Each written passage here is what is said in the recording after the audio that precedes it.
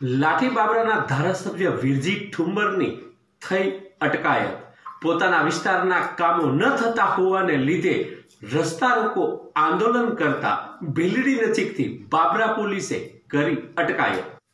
બાબરા ધારાસભ્ય વીરજી ઠુંબર દ્વારા મંજૂર કરાવેલા રસ્તાના કામ તંત્ર દ્વારા ખોટી રીતે તુમાર કરતા અમરેલી રાજકોટ રોડ પર ભીલડી રસ્તા રોકો આંદોલન કરવામાં આવ્યું હતું। સ્થળે ઉપવાસ કરતા ધારાસભ્ય ઠુંબર સહિત સ્થાનિક કોંગ્રેસી અગ્રણીઓની પોલીસ દ્વારા અટકાયત કરવામાં આવી હતી। અમરેલી જિલ્લાના સૌથી વધુ રસ્તાઓ ગુજરાત સરકારમાંથી મંજૂર કરાવી લાઠી બાબરા દામનગર ગ્રામ્ય અને શહેરી વિસ્તારોમાં મંજૂર થયેલ રસ્તાઓના કામ બિનજરૂરી રીતે તુમાર કરતા તંત્ર સાથે અમરેલી રાજકોટ ભીલડી રોડ ઉપર ઉપવાસ આંદોલન અને રસ્તા રોકો આંદોલન વીરજી ઠુંબર દ્વારા કરવામાં આવ્યું હોય ત્યારે અસંખ્ય કાર્યકરો સાથે ધારાસભ્યની બાબરા પોલીસ દ્વારા અટકાયત કરવામાં આવી।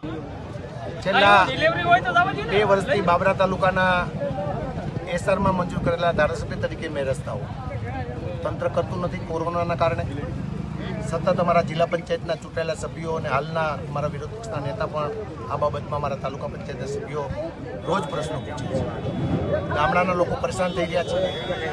3 વર્ષ પહેલાં મંજૂર થયેલા રસ્તાના કામો થતા નથી એટલે ના છૂટકે લોકોને પરેશાન ન થાય એવી મારી ચિંતા હોવા છતાં પણ આજે રસ્તા રોકો આંદોલન કરવું પડ્યું છે। અનેક લોકો આજે પોતાના લગ્ન પ્રસંગમાં મુશ્કેલીમાં મુકાયા છે।